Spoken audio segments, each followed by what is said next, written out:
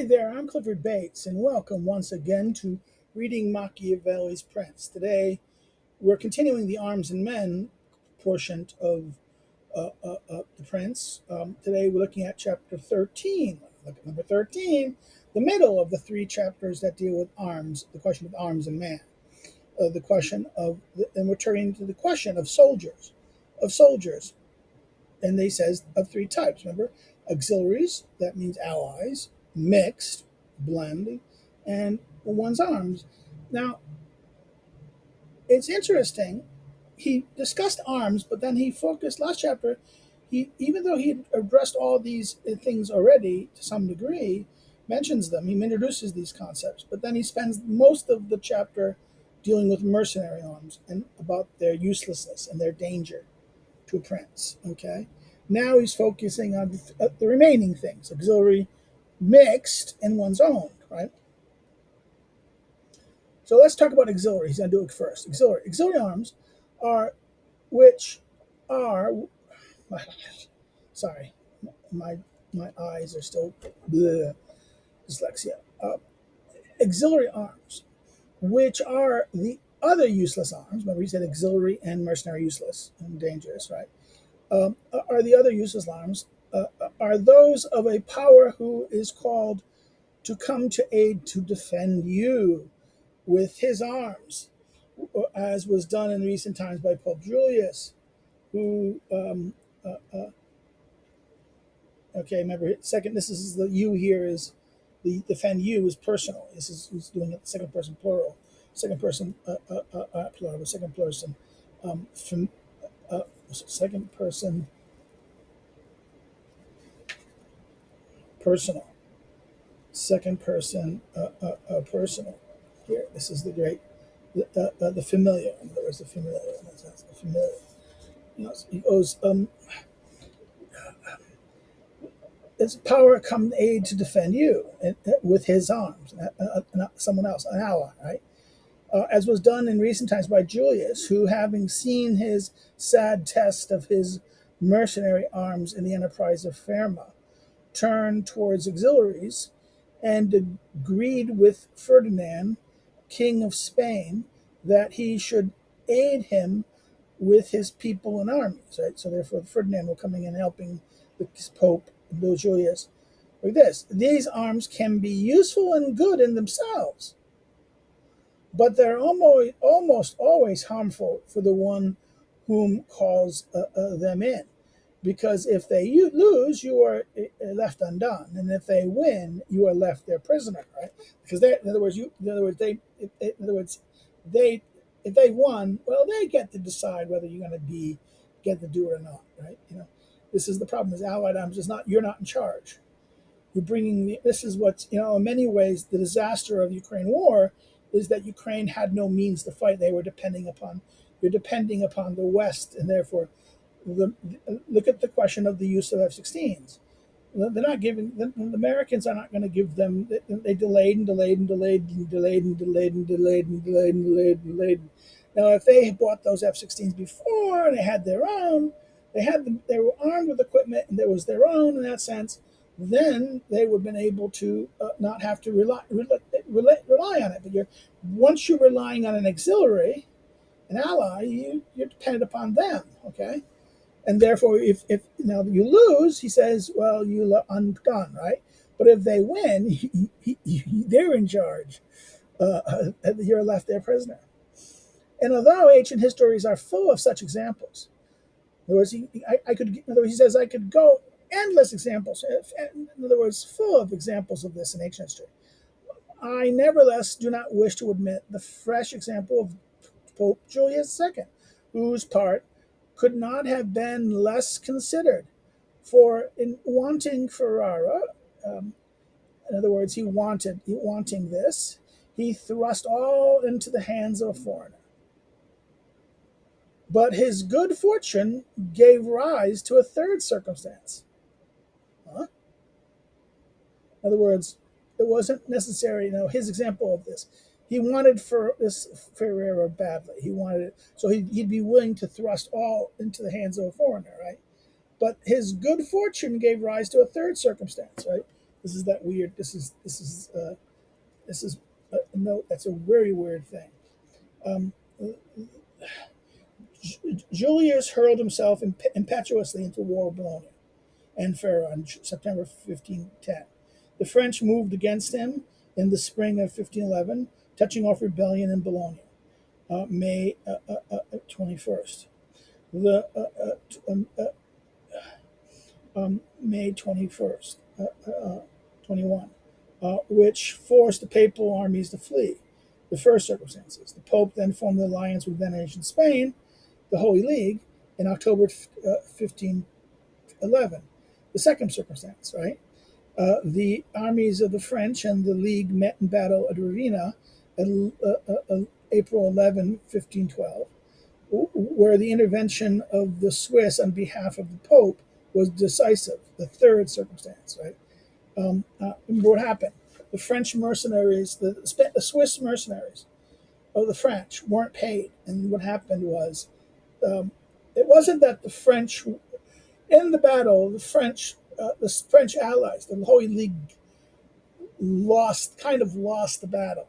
And the French, in other words, the French defeated the Spanish, but the French only defeated the Spanish because of the Swiss mercenaries. The Swiss mercenaries who'd been promised to be paid weren't being paid, so therefore they switched sides. They switched to Julius, who paid them, and then what happened? This led to the third. This is that image of the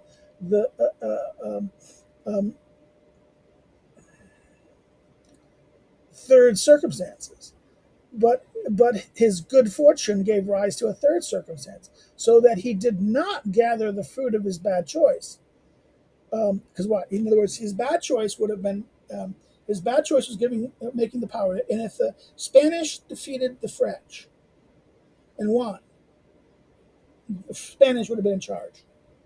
And if the Spanish would have probably not given him what he wanted, that would have been his bad choice, right? But fortune happened, right? For when his auxiliaries were beaten at Ravenna, the Swiss rose up outside of every expectation, as his as well as the others, and chased out the victors. And it came about that he neither remained a prisoner of his enemies who had fled, nor of his auxiliaries, for he had won with arms other than theirs. Right? That's that weird thing. In other words, he won with arms other than in other words, his auxiliaries, in that sense. What has happened here? This is the word here is Machiavelli uses the word congruio causes right here. This is that weird. Oh no, sorry, I'm skipping myself. I apologize. Um,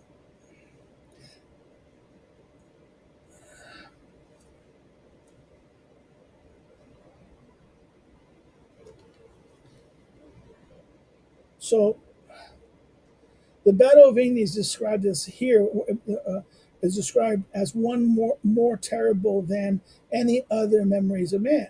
It was in short the first great battle in modern times.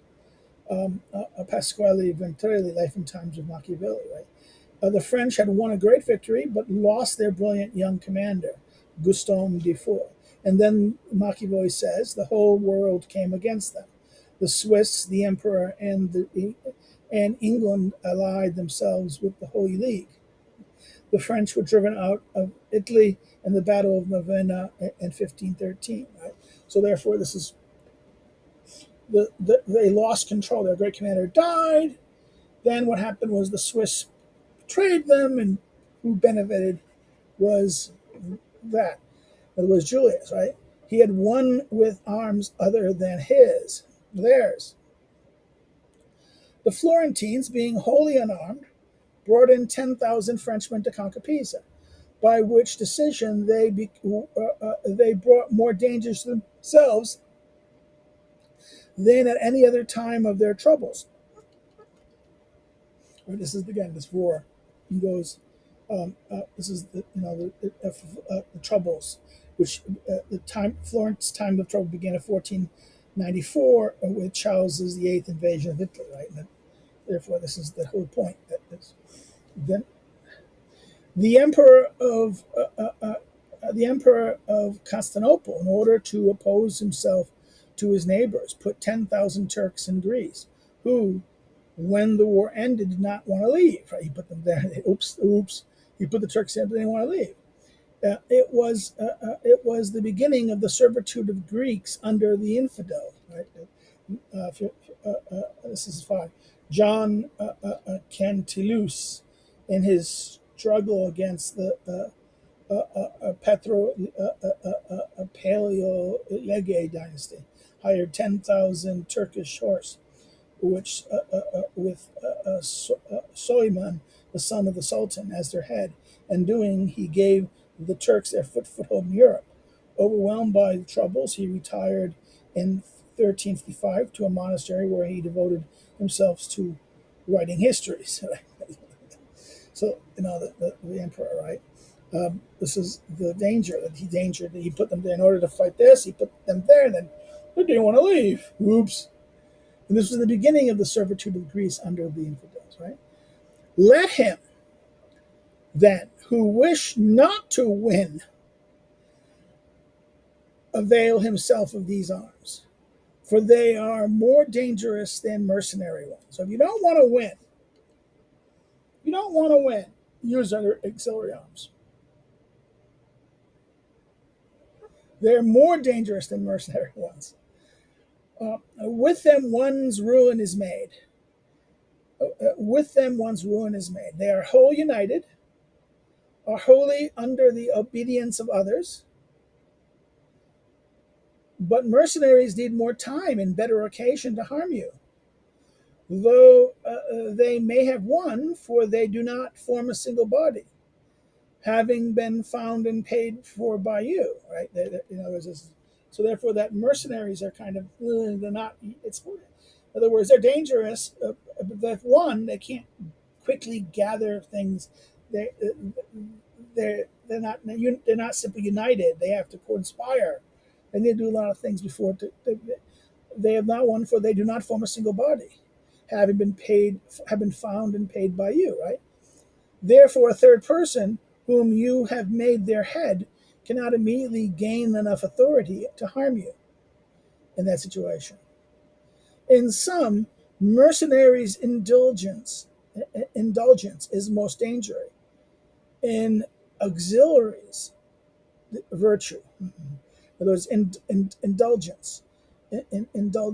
Indulgence. That means that they're what? That is their laziness, their conspiring, their activity.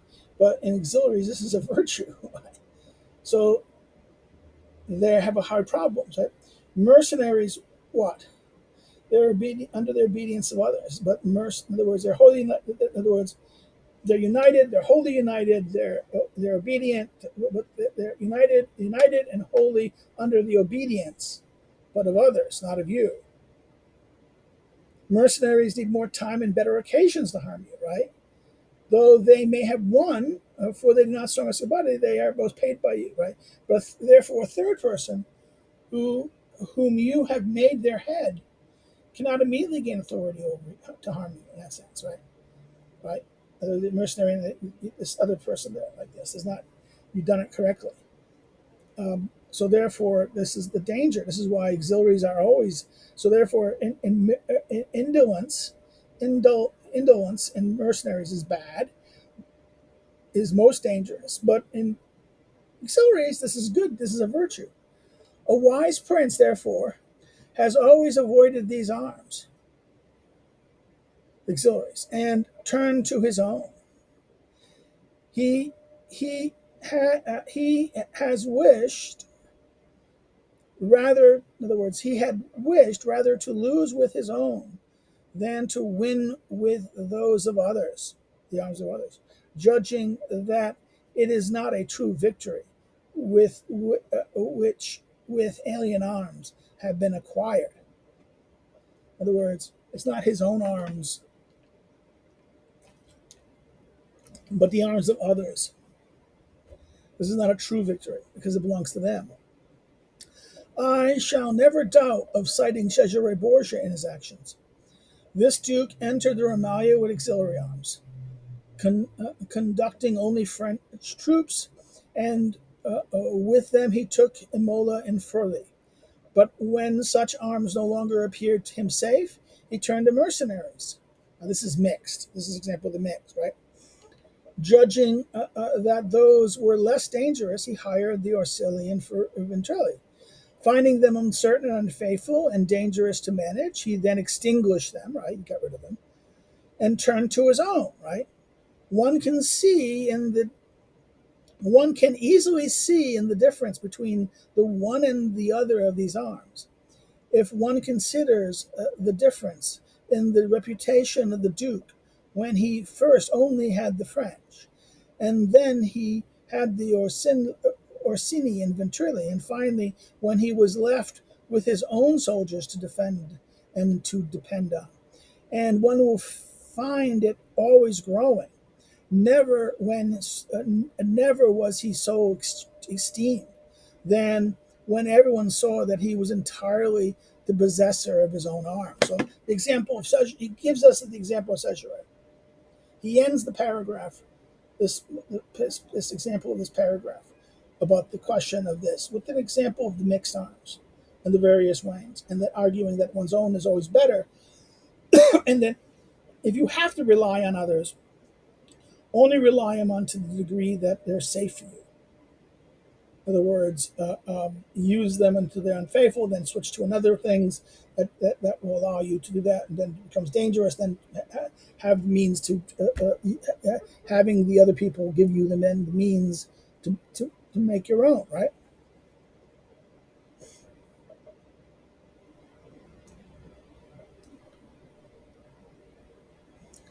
I did not want to apart here from Italian and French examples.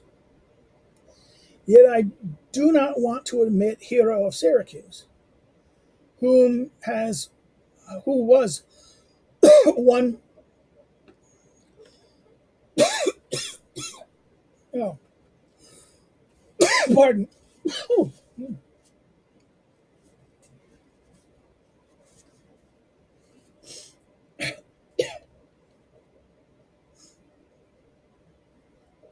In other words, Hero of Syracuse was an example he mentioned earlier, all the way the great captains, right?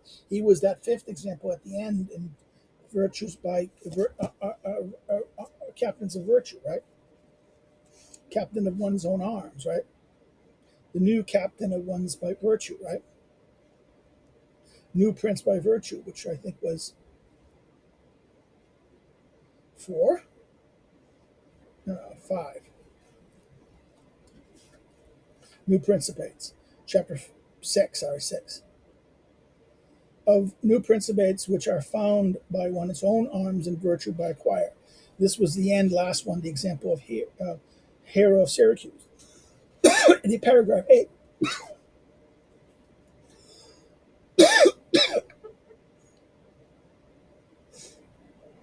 he says, "What? That man, as I said, was made the head of the armies of the Syracusans, right? Militia arms. He immediately came to know that these mercenary militia were not useful, because it was like our Italian condottieri. And since it seemed to him that he could neither keep them nor let them go, he had them all cut into pieces. And then, from then on, he wished to wage war with his own arms and not of alien ones." Right? Militia, like the Concantiti, this is the mercenary militia. He came to power through it, then he killed the mercenary militia. And then he was going to wage only armed with his own arms. His own arms, not of alien arms. Okay, we back. Sorry, we had an emergency here. The fumigator came. The fumigator came. We had to fumigate. It took maybe a half hour. So this is. I left off. We talked about Hero, right? Hero is the example, right? He says that Hero. He ends with Hero. Here is the ancient example. There's lots of Italians, but he's going to go to the ancient example. Hero is also one of the great captains. And he says, "What he realized that his mercenary arms were useless. He got rid of them. He exterminated them." He says, right. And then what he did was he then relied only on his arms, and then he was what? He waged war with his own arms, not alien arms. Now he says, now at this point here, after the example of an ancient example of hero of Syracuse, he now brings the Old Testament. I I wish also to recall to memory a figure from the Old Testament made for this point. Now, this example, when David offered himself to Saul to fight Goliath, the Philistine challenger, Saul, in order to give him courage, armed him with his own arms, which, as soon as David had them on, he rejected, saying that he be of could not be of as good worth with them as by himself. And he therefore wished to find the enemy with his sling and his knife. Right now, this is this example here is even very interesting. Here, this is 8. This is from First Samuel chapter 17, verses 38 to 40, and then 45 to 47. Now, de Alvarez in his note says, to have one's own arm is to make and to use arms according to the modes and orders proper and fitting to one's own nature and to one's own humor. A young man accustomed to light arms ought not to use the arms of an older. A cautious man ought not to use the arms of an impetuous man and bold man, nor should one compassionate man use the arms as one would with a harsh and bitter nature. Right? This is from Discourses, Book 3 of Discourses, chapter 21. That the question of this arms and what is usefulness. But David, the biblical account does not speak of the knife. He only speaks of the sling, right? David and Goliath, right? Now, the example here is that he rejected. Saul gave him his arms, heavy arms. He didn't fight with the heavy arms. He didn't. They're not going to be of good to him. They're not going to be any good to him. He says. In other words, Saul gives him to give him courage, but armed with his own arms. Right. As soon as David had them on, he rejected, saying, "No, you wouldn't be worth with them." As he would by himself, and the things that he's used to, right? And he wished only to find the enemy, Goliath, with his sling and his knife. Now, Machiavelli adds the knife. Now, the sling, the perception of the sling, and the sling is the trust in the Lord, right? The knife is suggesting just one's own arm. So the metaphor here is a very interesting one that Machiavelli gives him the knife, right? In fine, the arms of others either fall off your back, weigh you down, or constrict you. In other words, that's the danger of this. That in fine, the arms of others. In other words, in that sense, and fine, the arms of others either fall off your back, too big for you, they weigh you down, or they constrict you to prevent you from fighting. That's what the danger of it is. Charles VII, father of King Louis the 11th, having liberated France from the English, with his fortune and virtue, knew the necessity of arming oneself with one's own arms, and he established his kingdom on ordinance of men of arms and infantry. Right. This is the famous, Charles VII, father of King Louis. Now this is the Dauphin who liberates France. Right. What he does is he did for France. In other words, Charles VII did for France what Machiavelli hopes will be done by someone for Italy. During the 100 Years' War, free companies of professional men of arms, grouped in routs, and therefore known as routiniers, were found, from whom the Concordi of Italy were usually directly descended. To replace these free companies, an ordinance established companies of the king, consisting of 100 lances, each lance being one man at arms, with 5 more lightly armed contendents. In 1466, the companies of petty ordnance established, with which were less armed. In 1448, a body of infantry was organized. Every community had to provide one free archer, free because they were exempted from taxation, for every 50 households. Was a civic militia. The men armed themselves and practiced archery once a week. So this is the idea. They freed themselves from the English with the archery. They armed with archery in that sense. They did this, right? This is what they're armed. Therefore, this is established his kingdom with ordinance for men at arms. Everyone had to have a lance, 10 men behind it, and then the infantry. Every hearth of so many had to provide a archer that trained and was free of tax, right? Afterwards, his son King Louis extinguished that ordinance concerning the infantry and began to hire the Swiss, right? The Swiss, under Louis, they reorganized the armies. He disbanded the free archers for their own cowardice and lack of discipline and replaced them with brought infantry of Swiss and Germans. The reign of Louis the 11th usually marks the close of the feudal order and the beginning of modern monarchy, right? This is the perception of this. So he's going to hire the Swiss. And that era, followed by others and others, is the cause, as we now see, of the dangers of that kingdom, France in that sense, the French. Why he says, for having given reputation to the Swiss, he debased all his arms. The infantry was wholly extinguished, and he made his men at arms dependent on the arms of others, the Swiss, right? This is mixed arms in that sense. This is the mixed arms. Dangerous. The other case, example of mixed arms, here's another example of mixed arms, a bad example.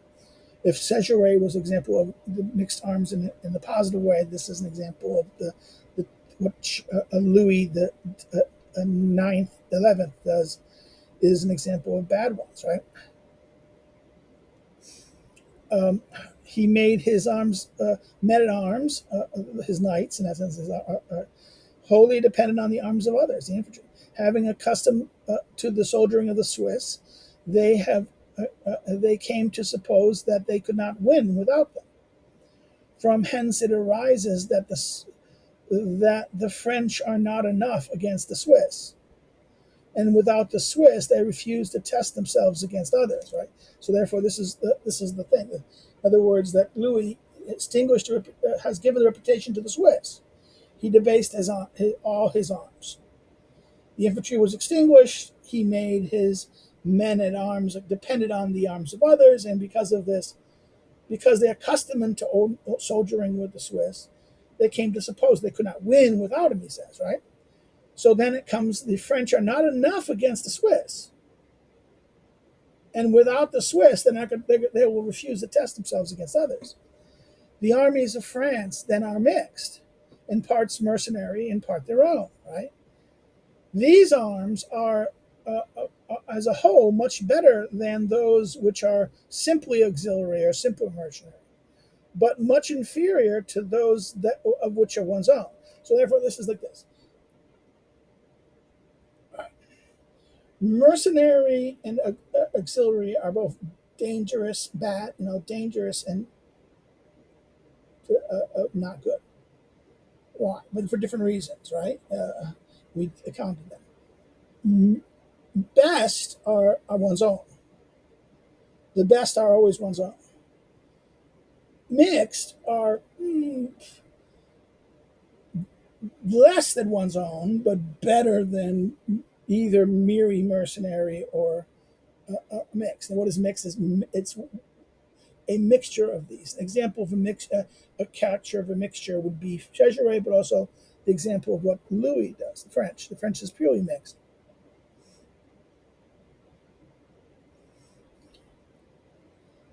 Those arms are of whole much better than those that are simply auxiliary or simply mercenary, but much inferior to those of which it belongs. It is sufficient to have mentioned this example. For the kingdom of France would have been unconquerable had the ordinance to Charles had been ignored, or either augmented or preserved. So Charles's citizen militias, the citizen militia, had been augmented or preserved. But the little prudence of men leads them to begin. The little prudence of men leads them to begin something solemnly, something solely to know the present good. In other words, they only see the present good. They lack prudence. Their little prudence of men leads them to choose the thing that the present, to know a present good. And it is not aware of the underlying poison that's involved in that good. As I have said about consumptive fevers earlier, they don't see the problem far away. They only see the present problem.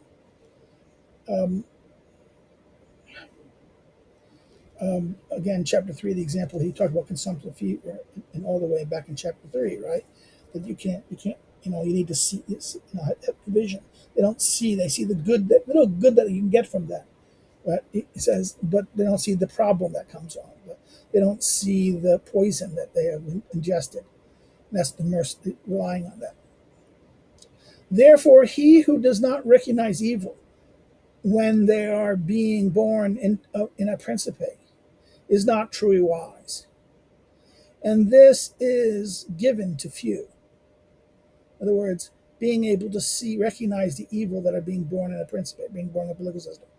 This is, in other words, you're not wise, and this is given to a few. And if one considers first cause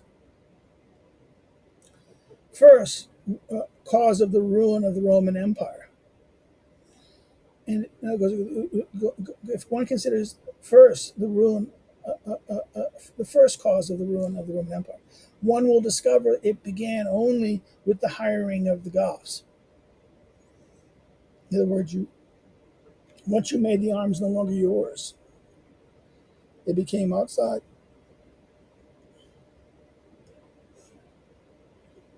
The first cause of the ruin of the Roman Empire. From that beginning, the weakening of the forces of the Roman Empire commenced. And all that virtue which was in the Romans was given to them, the Goths, right? In other words, that the Goths, all of a sudden, the weakening of the forces of the Roman Empire commenced. And all the virtue that was in the Romans, right, had given to them, the Goths. I conclude then that without having its own arms, no principate is secure. So it concludes with a famous conclusion that without one's own arms, no principate is secure. On the contrary, it is wholly obligated to fortune. So it's interesting that to not be armed, to not have your own arms, is to rely on fortune, is to rely on others, right? In other words, is wholly obligated to fortune. Not having that virtue which with faith defend it in adversity. In other words, that having the virtue which faith defends it in adversity, everyone's own arms, right? It has always been the opinion and the saying of wise men that nothing is so infirm and unstable as the fame of power, which does not rest upon one's own strength. So it's an old saying, a wise man. Nothing is so infirm and unstable as fame of power, which does not rest on one's own strength. Now, this is footnote 12, and this is it's from Tacitus Annals, book 13, chapter passage 19. The passage in Tacitus is nothing of mortal things is so unstable and uncertain as the fame of power that does not rest upon one's own strength. So it's interesting in that sense. There's some changes to what the quote he uses versus what the quote is, right? Slight changes in that sense. It's interesting. Nothing is of mortal things is so unstable and uncertain as the fame of power that does not rest upon one's own strength. Um, okay, that is how it ends that passage there. So Tacitus, he relies on Tacitus's quote. And Tacitus, he'll turn to Tacitus again when he talks about the collapse of the Rome. And, you know, the long chapter. There'll be a long chapter where he does it again. But he'll look at the bad emperors, right? The time and the different emperors, this is again Tacitus, the Tacidian Machiavelli in that sense. One's own arms are those which are composed either of subjects or of citizens, or your own dependents. In other words, three ways. One's own arms is not just it's what? Of your subjects, of citizens, or or your own dependents. All others are either mercenary or auxiliary. So one's own has three divisions, and everything else auxiliary and mercenary, right? So, and the modes of ordering one's own arms will be easy to find if one discusses the orders of the four named above by me. Now, 13, right? The four of those who ordered by him. That's he has a quotation. This is what?